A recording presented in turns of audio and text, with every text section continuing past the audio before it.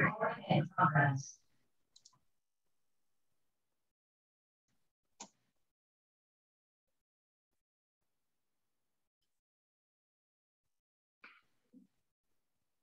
see lots of people joining us from all over. You guys are early birds, getting a good seat at our first Lunch and Learn. We'll be beginning in exactly 2 minutes, so hang tight.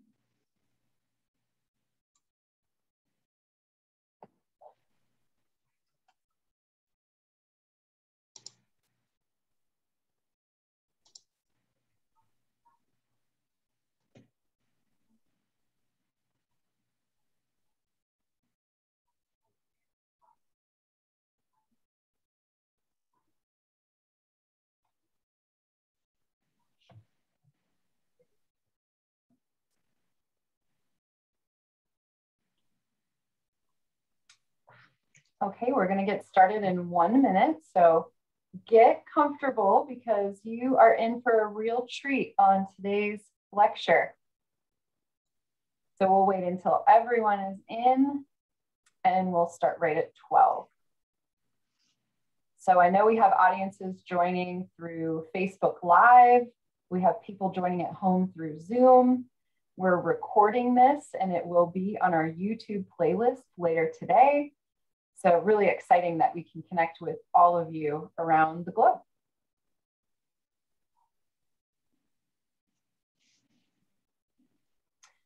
All right, it is 12 o'clock here at Rookery Bay National Estuarine Research Reserve. We're in the Eastern time zone along the Gulf of Mexico.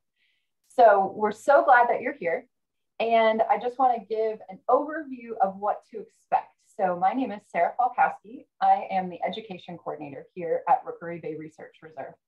And I'm happy to welcome you to our first in a 3-part series of our Lunch and Learn lecture series.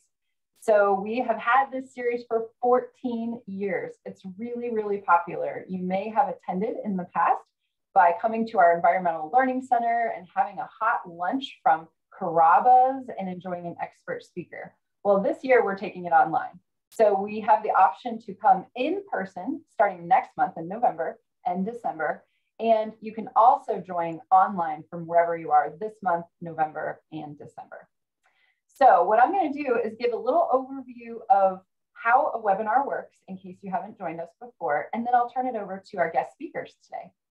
So in this webinar format, we can't see you and we can't hear you, but we want to communicate with you. So the chat box at the bottom of your screen is where you can tell us things like you're having trouble hearing us, any kind of customer service type stuff.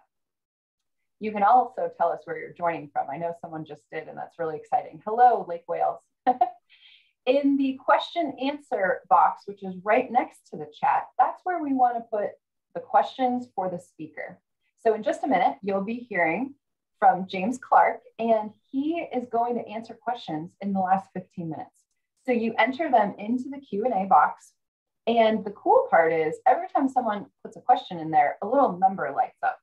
You can go to that box on your screen and click the thumbs up symbol right next to the questions you also want to hear answered. That'll help us prioritize the most popular questions in case we can't answer them all.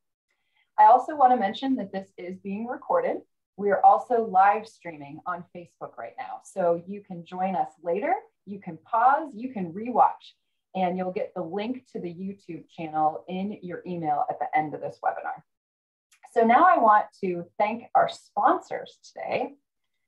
So we are part of a partnership. So the Florida Humanities Council has provided funding for this program, and it is part of the National Endowment for the Humanities.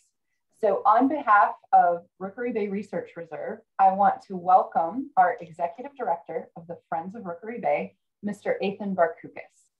Ethan? All right, thank you, Sarah, and welcome everybody. Again, Ethan Barkukas, Executive Director of the nonprofit Friends of Rookery Bay. And just want to share a little bit with you. The 110,000 acre Rookery Bay Research Reserve, it's part of a network of 29 reserves across the country, all collaborating in education, conservation, research, and professional training. And these sectors work in tandem to inform, manage, and protect our coastal environment across the country. And here in Collier County, 40% of the county's coastline. Pretty amazing. The nonprofit Friends of Rookery Bay supports the reserve through volunteer recruitment, advocacy, outreach, and fundraising. Our members, our volunteers, and donors really help bridge the gap where federal and state dollars and resources fall short. And so I want to thank all of our current friends. And for those of you that are new, we hope you consider becoming a friend as well. To learn more about environmental issues and ways that you can engage, you should consider subscribing to our monthly e-newsletter, follow us on Facebook, Instagram, and YouTube. And of course, watch out for special announcements on upcoming events, such as our annual painting reception on November 4th, our third annual Classic Car Show on November 20th, and our holiday Hootenanny Sip and Shop on December 2nd. All of these can be found on the calendar event at our homepage at rookerybay.org. Now today we're going to hear from Jim Clark. He's a senior lecturer from the University of Central Florida in the History Department, and his presentation is entitled Hidden History of Florida. Off to you, Jim. Thanks very, very much, Ethan. Let me click the button here, and I will begin. One of the things about Florida is that we all come from, or most of us come from somewhere else. Ethan was mentioning he's from the Cleveland area, Sarah from the Erie, Pennsylvania area. And back in the day, Ethan, I'm sure, took Ohio history, and Sarah took Pennsylvania history. I took Maryland history. And then we come here and we know almost nothing about our history, which is one of the richest histories going. And, you know, we concentrate on British history largely. We start with the Pilgrims and the Jamestown settlers. You know, we all read the chapter in the history book about that horrible first winter in Jamestown when the Jamestown settlers starved and how miserable they were. The fact is, if they had sailed a few hundred miles south to St. Augustine, they could have checked into a hotel and ordered room service. St. Augustine was that advanced back then. As the great historian Michael Gannon has pointed out, St. Augustine was already undergoing urban renewal by the time the Pilgrims and the Jamestown settlers even arrived. Jim, yes. Can I interrupt you for 1 second? I'm sorry. You are not in the presentation mode. If you click that, it will get larger on the screen for our audience. Oh, I'm sorry. They can only see the tiny version of your slides. Oh, all right. Let's see if I can.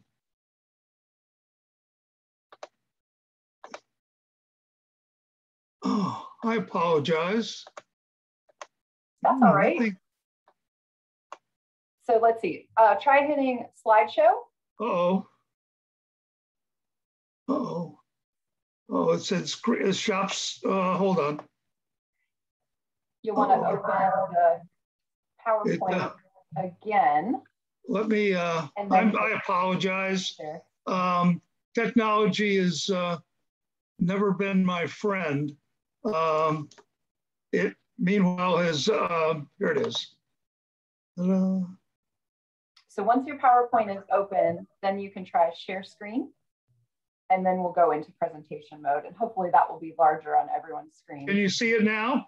Nope, you'll have to click share screen at the bottom again. Oh boy. The green button on your Zoom screen. Okay, oh, here it is, yes. It's not showing up when I do share screen. Do you have the PowerPoint open on your computer? I do. And you can't see it? Nope.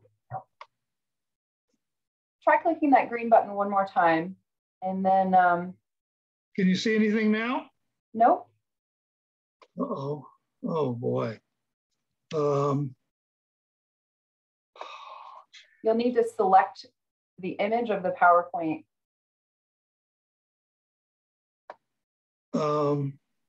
Denise from the audience is giving us steps. She says, open your screen first and then click the shared screen and then choose your PowerPoint.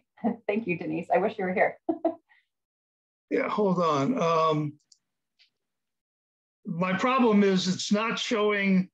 I can either look at you or the presentation. There you are. All right, share screen. Here we go. Ah, here it is. There. There. Yep, it's starting to share. Okay, perfect. Now, how about slideshow at the top? Slideshow at the top.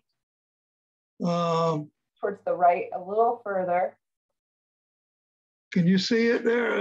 Yep, keep going. Is that it? There's something covering it, a mute thing or something. Oh, okay. There's another place at the bottom. You move to the bottom of your screen. Yep, right. Down a little. Now keep going towards the right. Okay, right. One more icon, one more over there. Click that one. Okay, perfect. Oh, again, I apologize. All right. Anyone in the audience, if you'd like to make the slides bigger, there is a tiny little toolbar between our pictures and the slides, and you can drag that. Now, if you're on a tablet or a phone, you won't have that option. All right, I'm going to hide my camera so James gets bigger, and I'm sorry for the interruption. Go ahead and continue. No, thank you. I apologize. And you know, if you lived in the North, and especially if you were Irish, there was this big debate between New York and Boston over which had the first St. Patrick's Day parade. Every year there are stories about this. I want you to look at this document. It is old Spanish. Nobody can read it. And there's a box, a blue box, and inside the blue box is a little check box. If you look, it says S and then another word. And the word there is St. Patrick. The S is for Saint. And it's a letter to the crown in Spain announcing their celebration of St. Patrick's Day in St. Augustine more than 2 centuries before they got around to doing it in Boston or New York. And we don't celebrate that. This is Florida. It's a kind of a crude map, an early map. But I want to point out to you, first of all, how big Florida was. It extends to the west to the Mississippi River and up north as far as present day Washington, D.C. My favorite part of this map, and you'll see them in the middle, are the Florida mountains. Many of you have been skiing in the Florida mountains. The Spanish assumed, since there had been gold and wealth everywhere, that there must be mountains in Florida. So they spent some time looking for the mountains and never found them, but on the early maps, they put mountain ranges. The other mountain range I want to show you is the one along the darker line. Those are the Appalachian Mountains that you're all familiar with. Those were named by the Spanish. It's the Spanish who discovered the Appalachian Mountains so many years ago. This is a later map. This was done by the English. And as you can see, the first line underneath is Florida was discovered by the English, by Cabot, which may be true. He may have come down this far, but over towards the Mississippi, you can still see the word Florida. Even after the British began moving in and establishing Maryland and Virginia, moving down into the Carolinas, it was still conceded that most of the South was still Florida into the late 1600s. This is a map. Rookery Bay is on this map. It's interesting because this is the first map of Florida with any kind of accuracy. The Army conducted this map in 1839. They sent a young lieutenant down named Robert E. Lee, who did followed the coastline, 3,000 miles of coastline all the way from Pensacola up to the state line, Jacksonville, and gave us our first accurate reading of what Florida looked like. Before that, most people had Lake Okeechobee being much bigger, and they had things wrong. So it's not until 1839 that we finally, after 300 years, figure out what Florida is really like. I've always liked this guy. I'm wondering if you know what they're doing to this man. Sarah, I don't suppose anybody speaks Tamunkwan in our audience. This is certainly not Ethan and I, but if you do, please say yes in the chat box.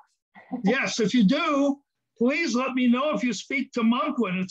It's a lost language, and we've been looking for someone who can speak it. This is a Spanish soldier, and he is separated from his unit in the 1500s, and he is captured by the Indians, who decide to put him to death over a raging fire. You can see the logs underneath him and the bright light caused by the fire. If only we had someone who spoke Tamunkwan, we would know what they are doing to him, Sarah. Does anybody know what they're doing to him? So far, no one has volunteered their skills in the chat box. Nobody speaks Tamunkwan. No? All right, well, they are barbecuing him. The word barbecue is a Tamunkwan Indian word. This is how they tortured their prisoners. And so next time you have a barbecue, you'll remember that the word is Tamunkwan in nature. This fellow goes back to Spain and writes his memoirs, which become widely circulated.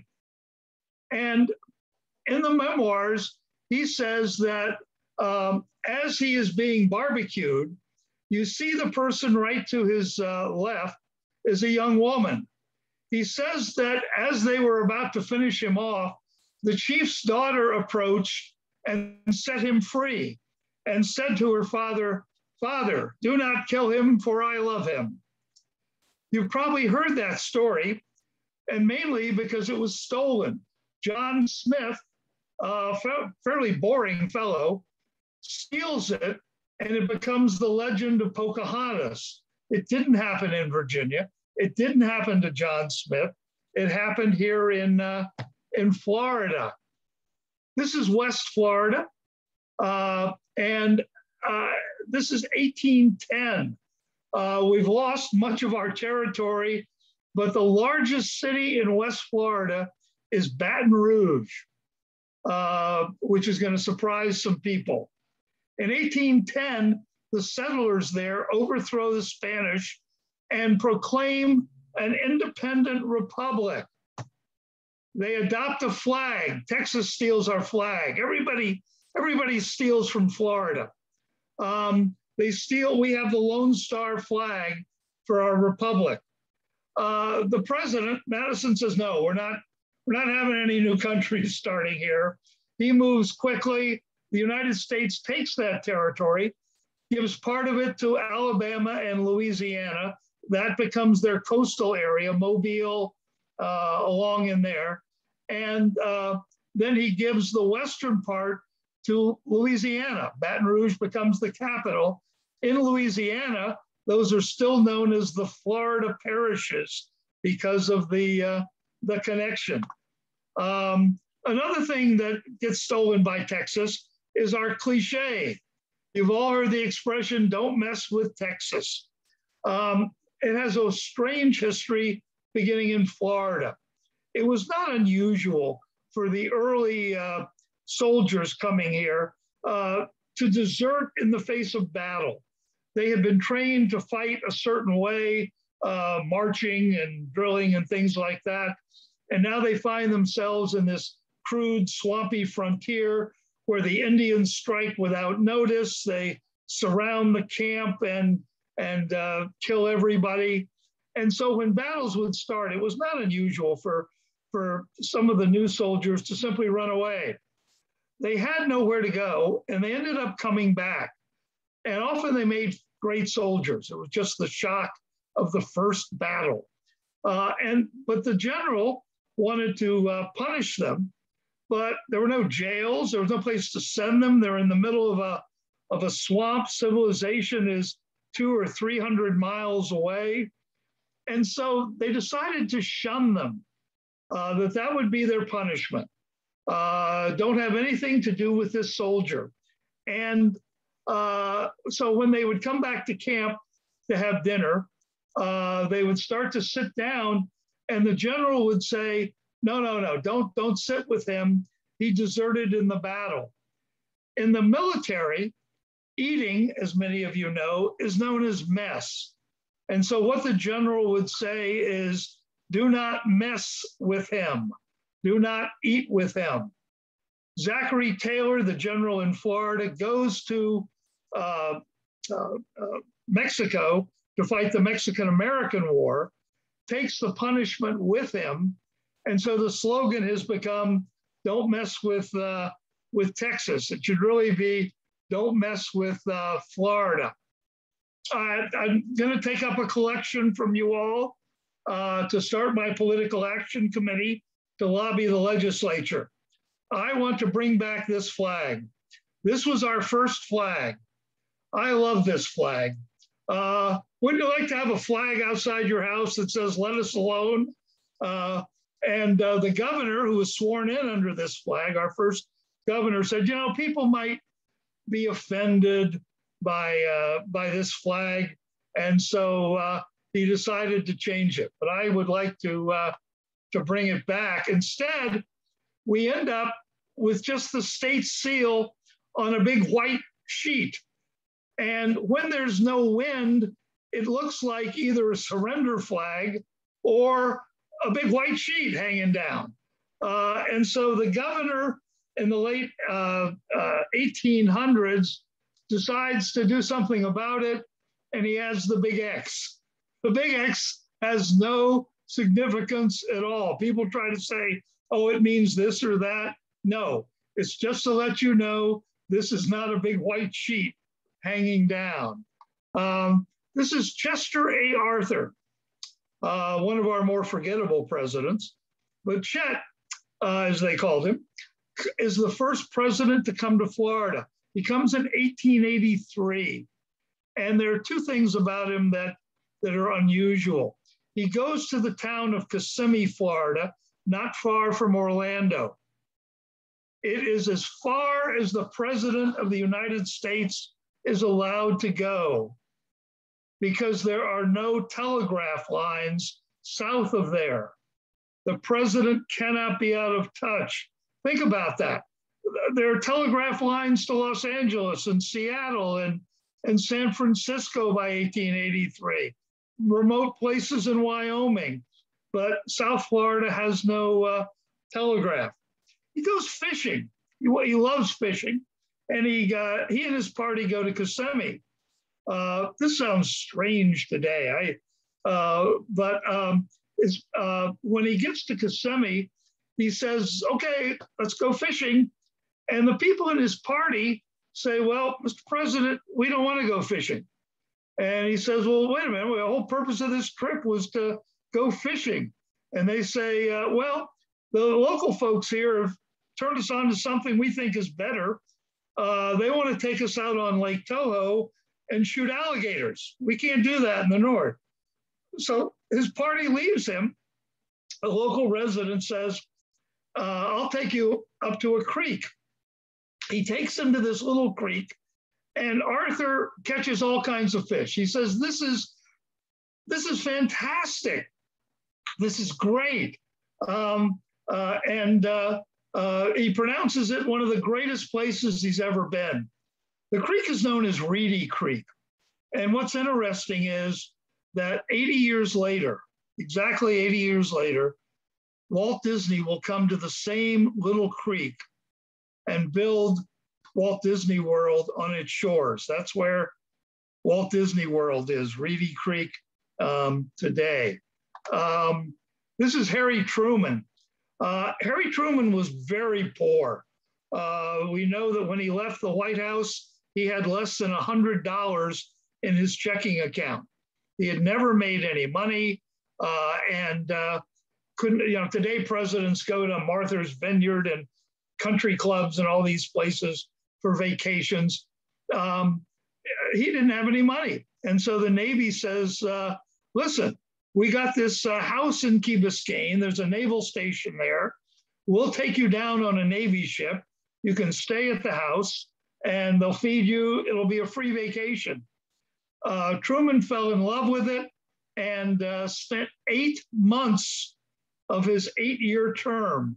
8 months, that's a month a year in Key West.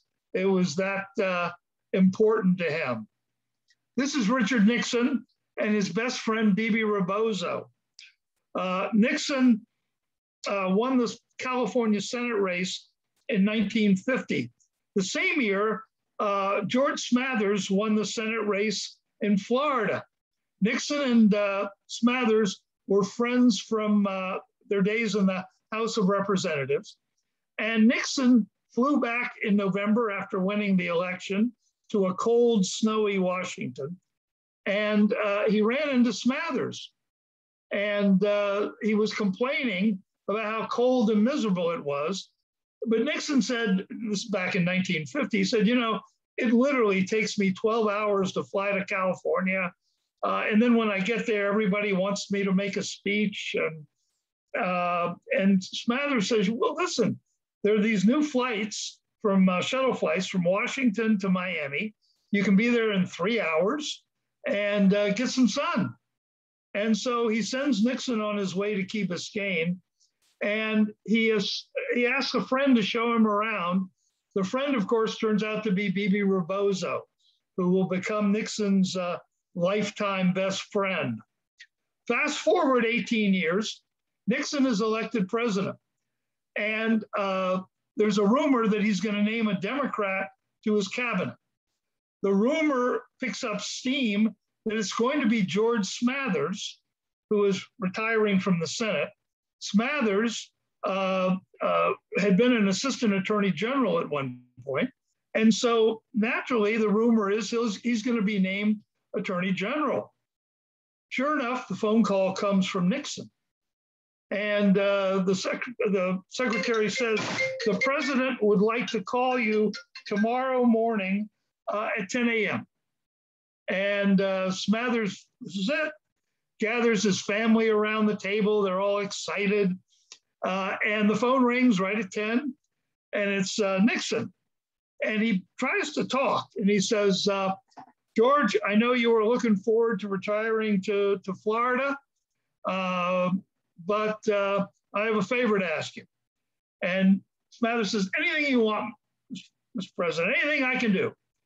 And so Nixon says, well, let me tell you, no, you don't even have to say anything. Anything I can do for you, I'll do.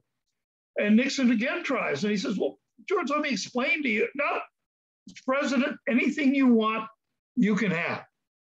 Nixon finally gives up and says, okay, I want to buy your house in Key Biscayne. And so instead of becoming attorney general, Smathers sells his house in Key Biscayne to Nixon, his retirement house. And that becomes the Key Biscayne White House that will become so famous. I love this picture. It is the Fontainebleau Hotel in Miami, under construction in the mid-1950s. Whenever you have a big construction project like this, you need a construction shack, to store the architectural drawings and things like that. What is amazing is that in the lower kind of left, that big long building there is the construction shack. It is actually the mansion of Harvey Firestone. It is the biggest house in Florida, the biggest mansion in Florida. And but they're using it as their construction shack. Harvey Firestone sold out his Miami Beach estate. He had so much land there to build the Fontainebleau Hotel today. He moved up the road to Palm Beach. This is a ship, La Provenza, which wrecks on the shores of Palm Beach on the Lake Worth side. What's interesting is it was an intentional wreck. They wanted to collect the insurance money. It was a Spanish ship coming from the South Seas, and on board were 20,000 coconuts. And they all scattered all over the lake, landed everywhere. That introduces the coconut palm to Florida. Coconut palms are not indigenous to Florida. They begin in 1879 when this ship wrecks on the shore. This is the second Breakers Hotel in Palm Beach on fire. It burned down in 1925. Henry Flagler was brilliant.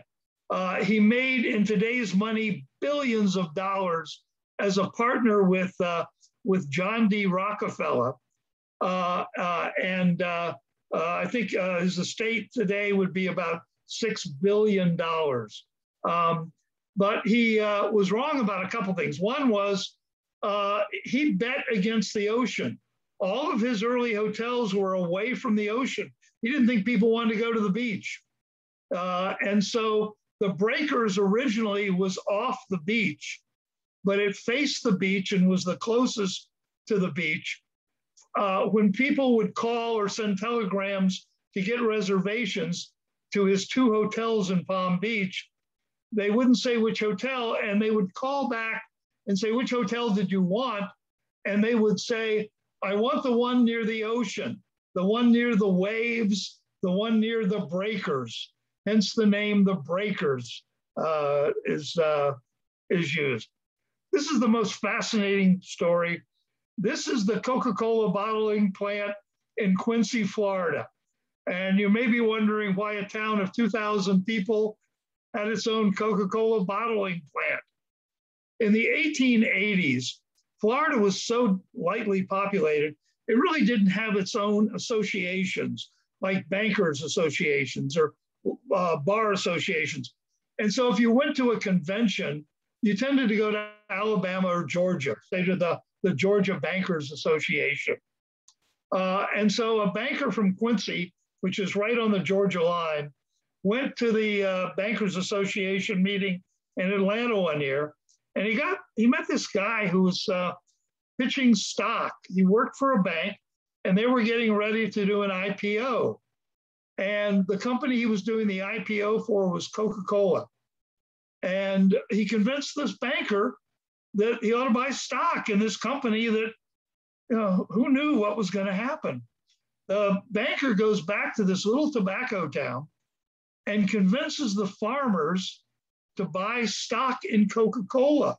They had never bought a share of stock in their lives. If they invested, they bought more land or they built a bigger barn.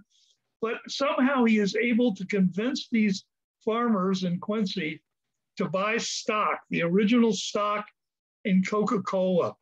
What is amazing is that they buy enough that eventually those who reinvested, a lot of them just kept reinvesting their dividends in the stock. Their stock became worth $2 billion. You have this little town with people worth $100, $200 million in Coca-Cola stock. An amazing thing. This is Fred Marriott, who is racing between Ormond and Daytona Beach. This is where the tradition of driving on the beach comes from. The beach was much wider then, but it was usually empty. And so there was no real test track. So early drivers would come down here to test out their cars. They would go to Ormond Beach, where Henry Flagler had a hotel for his millionaire buddies. Not only did they want to test out their cars, but they wanted to show them off for the millionaires, hoping to snare investors. And many of them were able to attract people. John D. Rockefeller saw a car he liked and was one of the early investors in that car. By the way, one of the weird things about this is this car is steam powered. You can see on the back of the car a big water tank.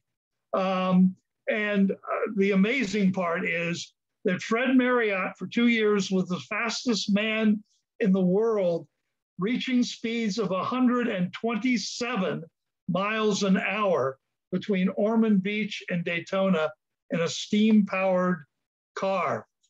Florida is home to the first airline. I love this. The first airline, formed in 1914, flew from St. Petersburg to Tampa. That was it. Before then, you had to go all the way around south. It was horrendous and took a whole day. Now for $10, you could fly from St. Petersburg to Tampa across Tampa Bay. The airline lasted only a few months, but still today, the award given by the airline industry every year is named for the founder of this airline, Tony Janus. This is Thomas Edison. And with his Ford, Thomas Edison went to Fort Myers looking for bamboo. Bamboo was plentiful in Fort Myers. And for a while there, people thought the first electric light bulb filament would be bamboo. It seemed to work well. Cotton ended up being the filament rather than bamboo, but Edison went there to experiment. He drew Henry Ford to the area, who bought the house next to his and also built this car for him. And if you look closely, you'll see that the wheels are wider than kind of standard. One of a kind, built for Edison, and it was to traverse the Florida roads, which were so bad. Henry Ford and Thomas Edison become early proponents of building better highways in Florida. They are the ones responsible for getting construction on the Tamiami Trail started. So much of Southwest Florida owes their roads to those two men. This is Bert Reynolds. Many of you know him and can recognize him. Bert Reynolds was born in Georgia, but as a young child, his father moves here to become police chief in Riviera Beach in South Florida. And Bert's dream is to play in the NFL. He gets a football scholarship to Florida State University, which had been Florida Women's College, but now was admitting men after World War II, and was starting a football team. And so he makes the team and his future looks bright. They put the football players in classes that would not challenge them too much so they could devote their time to football. One of the classes Bert was put in was the drama class. The season starts and Bert injures his knee and his football career is over. He thinks his life is over. But he goes to class and tells the drama teacher what happened to him. And the drama teacher says, son, you have real talent. I'll call some people in New York and write some letters. And he does, and Bert goes to New York and becomes famous. Just kind of a quirky thing. By the way, many of you will be watching Bert's teammate from that Florida State team Saturday morning on TV. His teammate is Lee Corso, who does the college football every Saturday morning. Do we want to know, anybody, Sarah, in the chat room want to tell me who this is? Well, I hope someone will, because when we rehearsed this, I did not know who this person was. And I tried to tell Jim that nobody would know who it was. And he said I was wrong. So let's see. So far, we have a guess of Baron Collier. I really like that guess. We also have another guest of Walt Disney. That's the one who they get the prize, Sarah. All right. This is Walt Disney with his mother. And people don't realize the Florida connection. There is a rich Florida connection here. Walt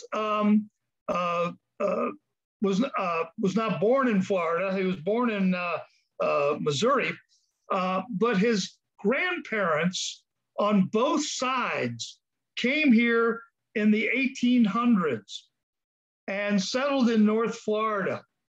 A family called the Call family was there, and they had a daughter. And the daughter married Disney's father, what would become Disney's father. In what had become Lake County in 1887, Lake County was so lightly populated that they did not issue their first marriage certificate for 9 months. That first marriage certificate went to Walt's parents. The family failed at everything. They tried to open a hotel, they tried to grow oranges, nothing worked. And eventually they leave, his parents leave. There's still Disney's in Lake County, north of Orlando. But Walt knew the area. And when he starts looking for a place to put Disney World, he looks at a bunch of cities. They hired a consulting firm. They looked at Niagara Falls, outside New York, outside Washington.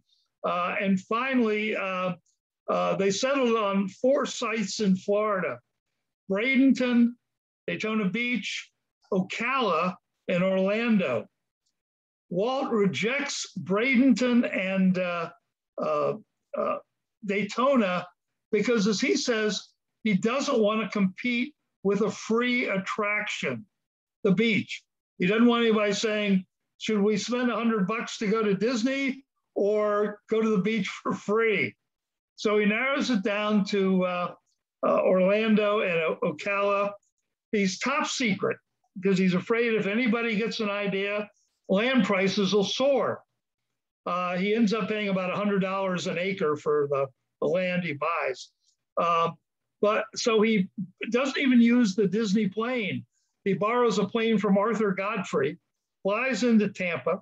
The next day he drives up to Ocala, looks over Ocala land, finds some really good land. He's looking for thousands and thousands of acres, and returns for the night to Tampa. And the next day, instead of driving to Orlando, he had to get back to California. And so they're going to fly over Orlando and look out, out the window at land. That afternoon, about 1 o'clock, they cross the area where the turnpike meets the interstate, I-4. Walt points out the window and says, "That's it." He has picked the site. Certainly, many of you remember where you were that moment in history when he pointed out the window and changed Florida's history, an important moment. And I'm sure many of you remember exactly what you were doing when Walt pointed out the window. The plane banks and heads back for California. As they often did, they stopped in New Orleans to refuel. Walt gets off the plane to stretch his legs, and the ground crew member comes up to him and says, "Mr. Disney, did you hear that at 1 o'clock this afternoon, President Kennedy was shot and killed in Dallas?" And so a day that changes the world also will have these profound effects on Florida. Here's his announcement. He only came to Orlando a couple of times, and it was unclear what he was going to build, frankly. He talked about things that were closer to Epcot, a city of tomorrow, a city of the future kind of a thing. And then he died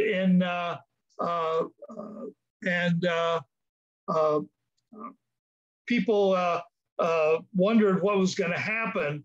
He died at the end of 65, before work had even begun, really. They were just doing some engineering. And at the meeting of the big brass, one of the members, one of the executives said, hey, are we still thinking about the city of tomorrow? And Roy Disney, the brother who had inherited the leadership, said no. And the executive said, well, that was Walt's dream. And Roy snapped, Walt's dead. And that was the end of that discussion. Yeah, I noticed that Carla made a comment.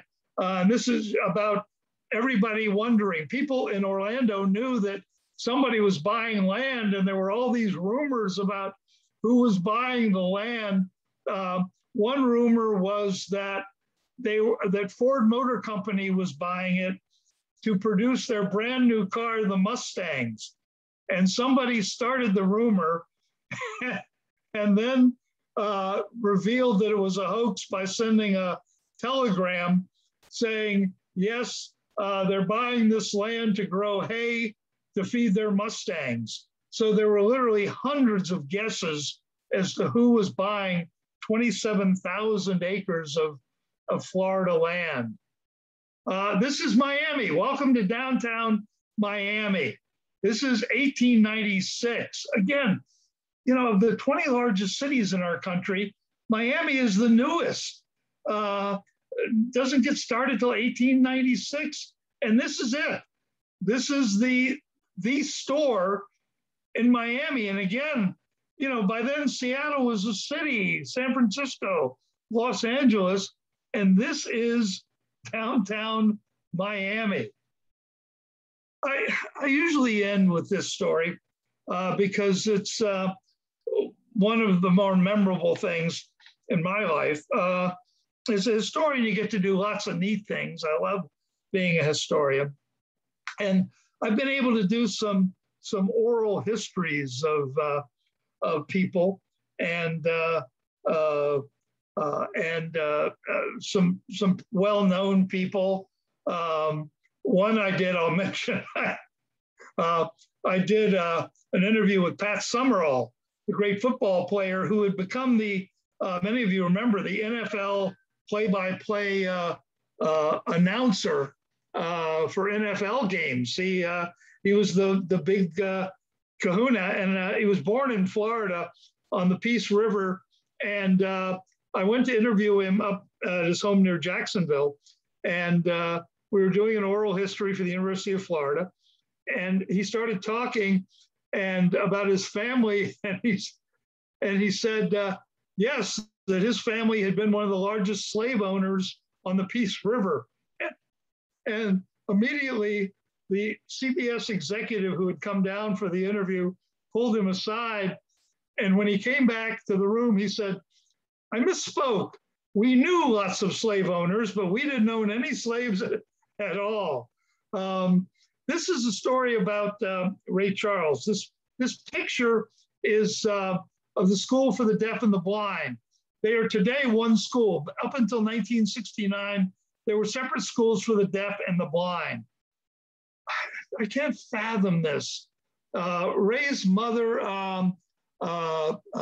is a sharecropper. She is working in the fields in North Florida, and really tragic life.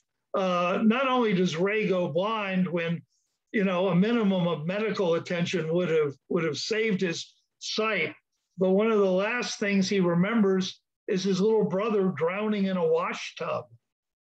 So tragic. His mother cannot deal with this and sends him to the School for the Blind. You need to think about this for a moment. In Florida, under the law, the School for the Blind was segregated, which of course, Ray said it was like living in a pinball machine.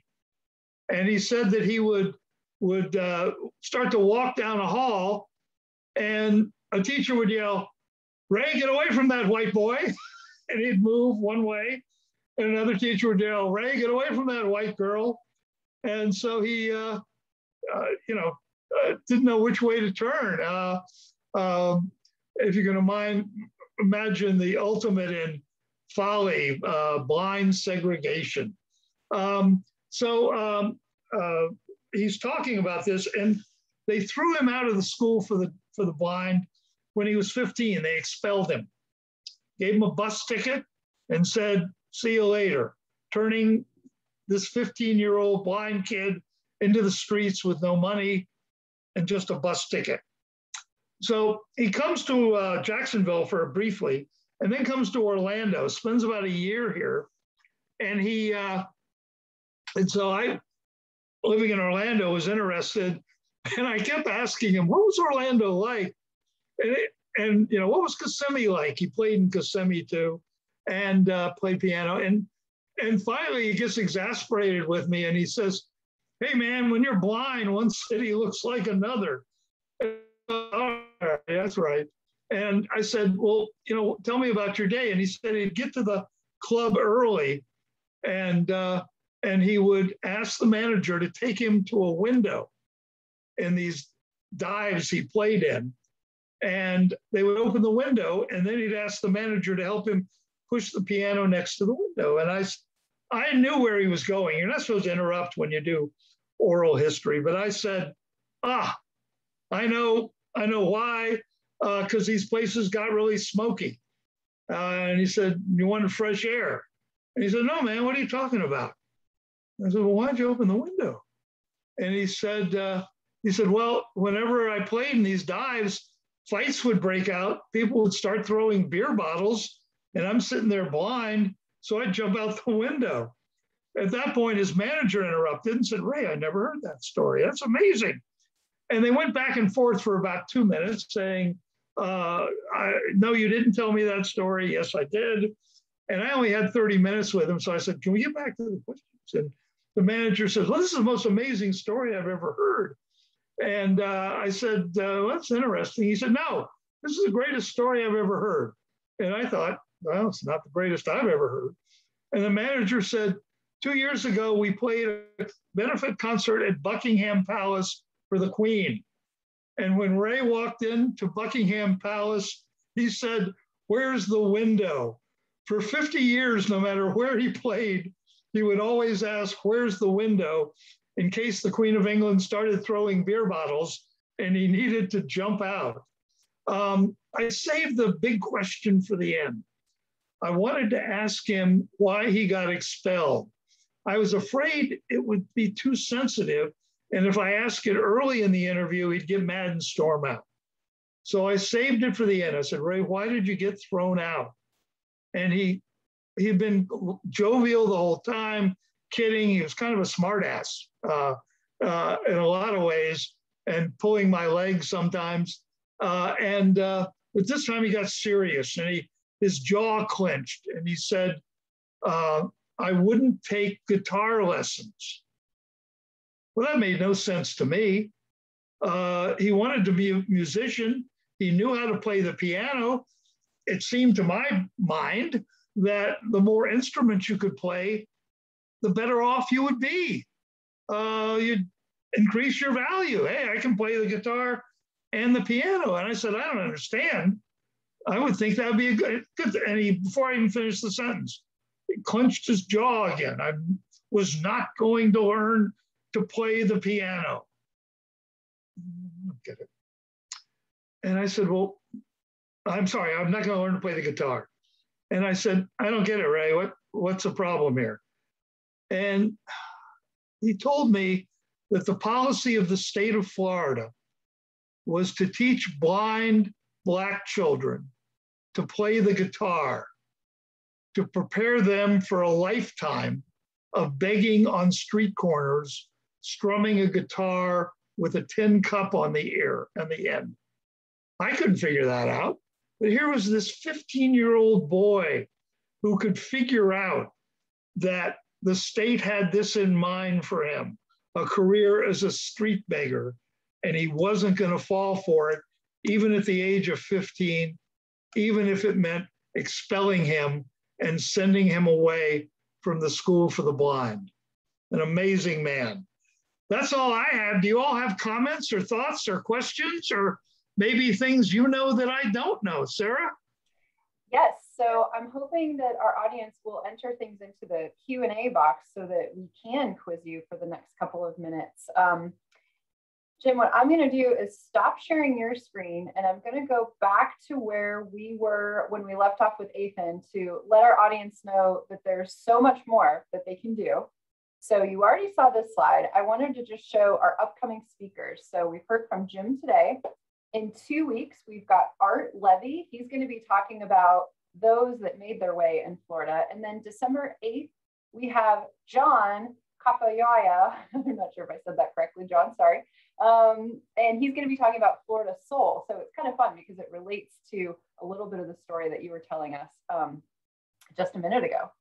So what I'm going to do is stop my share, and just as I was hoping, the question and answer box is lighting up. So real quick before I get to that, I'm going to enter the link in our, I'm sorry, it didn't hyperlink. Let me do that one more time. In the chat box, still didn't hyperlink, sorry. You'll have to just click on it so that you can sign up for the future events. So back to Jim, here are our questions. Okay. So Denise has a question. Thank you so much. It says, how did Ray Charles feel about his time at the School for the Blind? Well, he hated it. He hated it. He was discriminated against. He was a second-class citizen. They treated him, as less than human. It's unclear whether he ever saw his mother again. There's some evidence he never saw her again. In fact, after a year in Orlando, Sarah, he couldn't make it financially and had enough of Florida. And he called up a friend and he said, would you bring over a gas station map of the United States? And the friend brought it over and spread it out on the table. And Ray said, what's the furthest city in the United States on the map from Orlando? And the friend looked at the map and said, I guess Seattle. And Ray went down and bought a bus ticket to Seattle. And it was some time before he came back. By the way, if you've ever seen the movie Ray, it opens in Seattle. And that's why he ended up in Seattle. He had left here unable to pay his rent. The landlady carried him, broke and everything. And when he returned, he had a #1 hit record and was playing the big clubs for lots of money. Just a few years later. Amazing story. Jim, there's another question from the chat box, and it is about your book by the same title as your talk. Can you tell us about Hidden History of Florida? Yeah, again, it's more stories like I've been telling today. Again, we just don't know, we just don't know much about our history. And so it's kind of a fun read, much like this presentation. It's at Barnes and Noble and places like that. So by the way, I didn't know one of our participants is Daniel in North Adams, Massachusetts. I didn't know if we needed to give him equal time to defend the Pilgrims. So Daniel, if you need extra time, let me know, okay? Go ahead, Sarah. So I don't see anything else. Oh, they just popped up. Okay, good. Here we are. So Bev asked, do you have any stories about the area here near Rookery Bay?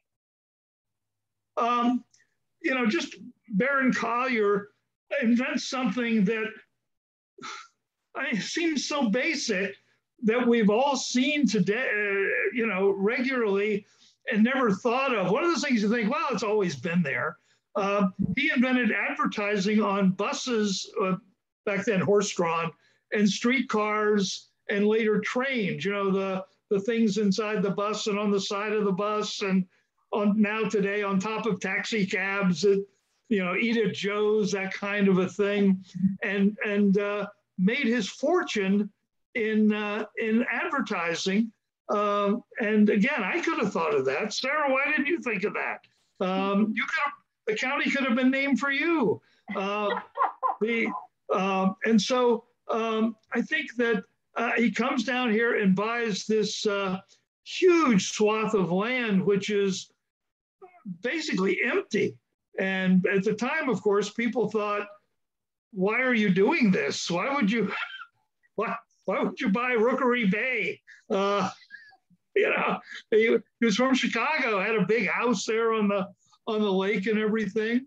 And so he comes down here. So it's an amazing story. And of course, the company is still going. The Collier Company is still very much, it's not like he sold out and everything else, as so many people did. But they are still a force in the county.